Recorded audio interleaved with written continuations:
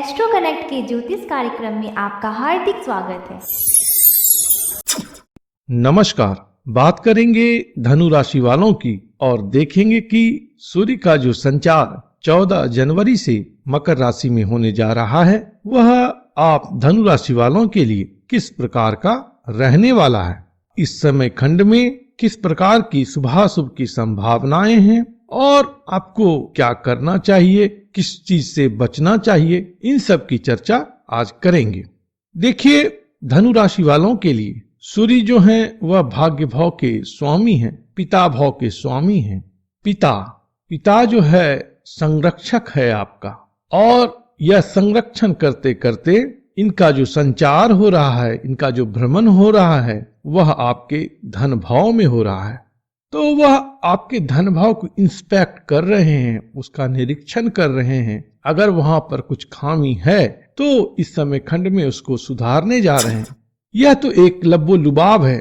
दूसरा क्या है कि शत्रु राशि में सूर्य का संचार होगा, क्योंकि मकर राशि जो है वह शनि की राशि है और इस प्रकार से सूर्य का भ्रमण शत्रु राशि में होगा। फिर भी मकर राशि में सूर्य का संचार पावन क्यों है? क्योंकि इस समय में सूर्य का अयन परिवर्तन होगा, तो इस कारण से शुभ स्थिति है। तीसरी जो बात है वह यह है कि मकर राशि में शनि और देवगुरु बृहस्पति ऑलरेडी संचरित हैं और बुध का भी वहीं पर संचार होने वाला है। तो ऐसी स्थिति में जब सूर्य वहां पर पहुंचेंगे तो देवगुरु बृहस्पति के साथ साथ कर्म कारक शनि भी अस्त हो जाएंगे।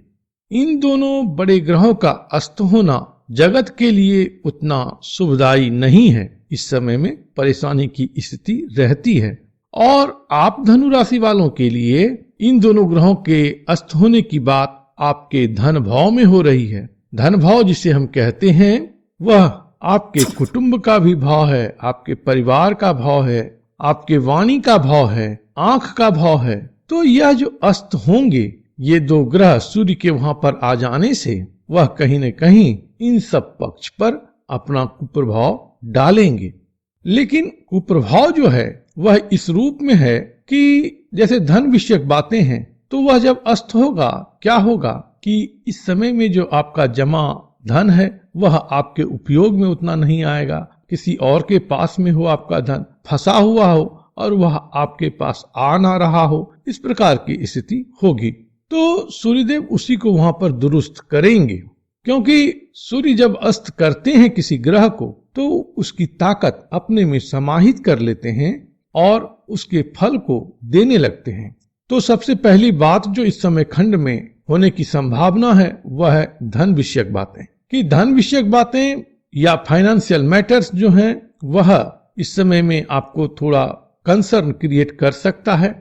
आपकी सेविंग्स कुछ कम हो सकती है या अपने सेविंग्स को लेकर के आप कुछ चिंतित अपने आप में महसूस कर सकते हैं। लेकिन सूर्यदेव का संचार जो वहां पर है वह अल्टीमेटली कहीं न कहीं आपको कोई रास्ता दिखाएगा जिससे कि आप अपने सेविंग्स को बढ़ा पाएंगे। लेकिन इस समय में सजग यही रहना है कि कहीं बैड इन्वेस्टमेंट नहीं करना है। जितना हो सके उतना आप अपने धन को बचा करके रखें, संरक्षित करके रखें। प्लेन टर्म में कहूं तो कंजूस बन करके रहेंगे इस समय में तो आपके लिए अच्छा रहेगा। कोई एम्बिशियस प्लान इस समय में ना करें।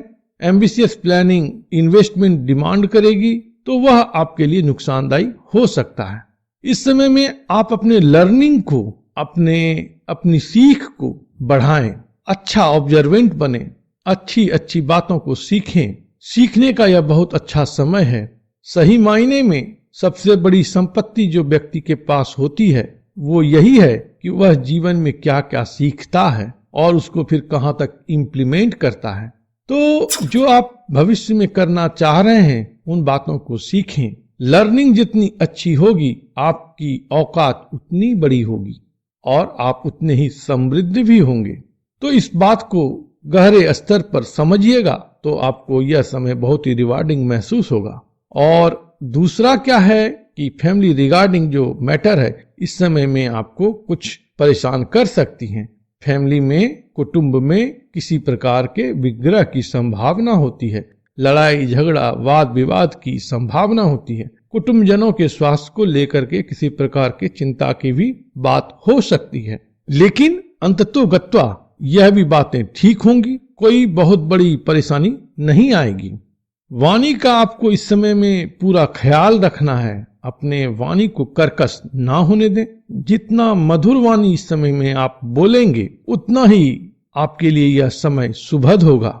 वाणी और धन या किस्मत, इन सब का अपना एक संबंध है। जब किस्मत लोगों का खराब होता है तो सबसे पहले उसकी वाणी जो है वह बिगड़ जाती है, बोलचाल खराब हो जाता है, वह गाली गलौज व्यंग कटाक्ष इसी तरह की बातों को अधिक करता है। इसलिए वाणी को सुधारेंगे तो धन का पक्ष भी अच्छा होता जाएगा, कुटुंब का भी पक्ष अच्छा होगा।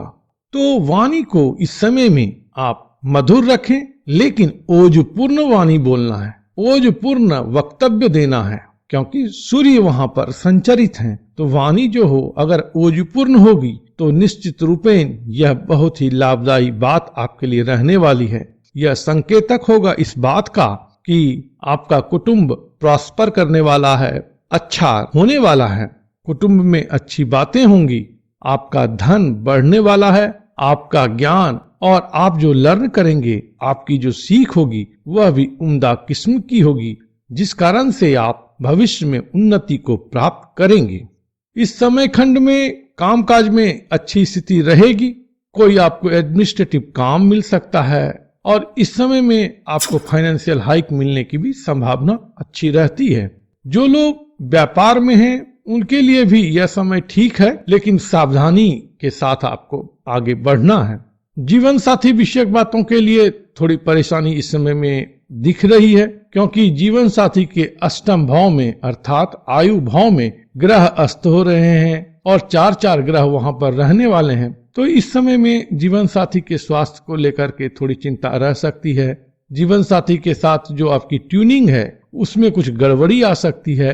तो अगर आप यहाँ पर थोड़ा सा सचेत होकर के रहते हैं तो आपकी समस्या का समाधान आपको प्राप्त होगा। इस समय में विष्णु भगवान का पूजन करना आपके लिए बहुत ही अच्छा रहेगा और प्रतिदिन यदि आप सूर्यदेव को जल दें और ओम घृणी सूर्याय नमः मंत्र का जप करें तो बहुत ही अच्छी बात रहेगी। प्रभु आप पर कृपा करें, आप स्वस्थ रहें, मस्त रहें और व्यस्त रहें। ओम नमो भगवते वासुदेवाय।